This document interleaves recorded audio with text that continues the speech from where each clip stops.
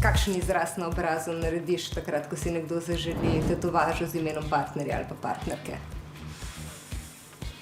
Približno tacgale. Zakaj? Zato, ker je to po moje glih eden najbolj pogostih razlogov, ko tetoverji zavrnemo stranke, pa tudi najbolj pogostokrat tatuka se prikriva. Dejan tetovira staro in mlado, ampak ne oseb pod 18 let in je v resnici še skoraj malo bolj tečen, kar se tiče tetoviranja, kot moja stara mama.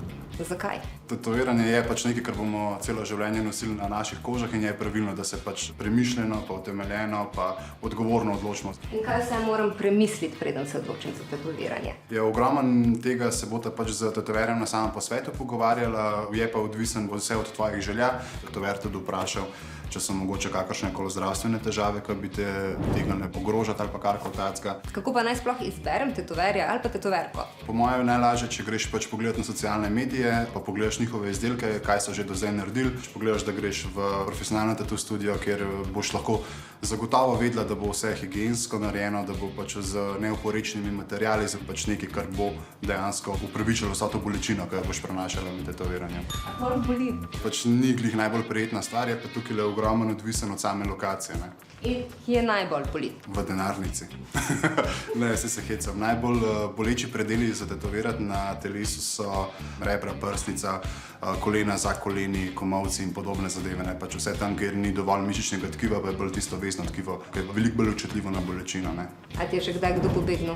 Ja, tudi to se je že zgodilo, samo pač se vsi vrnejo nazaj. Tetoviranje ni neka nova modna muha, ampak je že zelo stara stvar, svojo zgodovino. Že Ötzi, ki ima par tisoč let, je imel tetovaže, ampak je pa vedno več ljudi, ki se dajo tetovirati. Nekje okoli 40% Evropejcev naj bi bilo že tetoviranih. A je zdaj to še alternativno ali je to zdaj že mainstream? Napiski in podobne zadeve, ne, pač tistih je ogromen že bilo narejenih, pa verjetno jih ogromen še bo. Tisti so lahko, da rečemo, malo bolj mainstream, no, vse pa tudi, tako kot pri vsaki stvari v tetoviranju, neki ekstremi, pač, ki so večji projekti bolj zanimivi in podobno, ne, tako da je pa ni, no.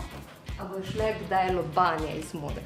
Pa jaz mislim, da ne, no, mislim lobanje, vrtnice in podobne zadeve, tako kot pri glasbi, recimo, ne, imamo klasično glasbo, ki je še, ne vem, iz 18. 17. stoletja, pa je še danes popularna. A obstaja kakšen del telesa, ki ga ni mogoče tetovirati?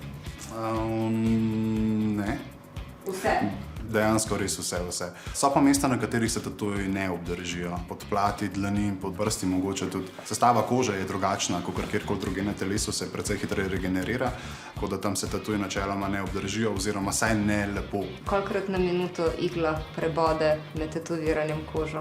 Odvisno od samega tetoverja pa stila tetoviranja, vse od 30krat pa do, ne vem, 120krat na sekundo, recimo. Še več odgovorov na tvoje vprašanja pa najdeš na našem YouTube kanalu, pa počakiraj tudi Dejanovga, zaradi tega, ker ima en kup fajn nasvetov glede tetoviranja. Jaz grem pa zdaj preveriti, če sem mogoče malo bolj za en ubod. Še en globok vdih.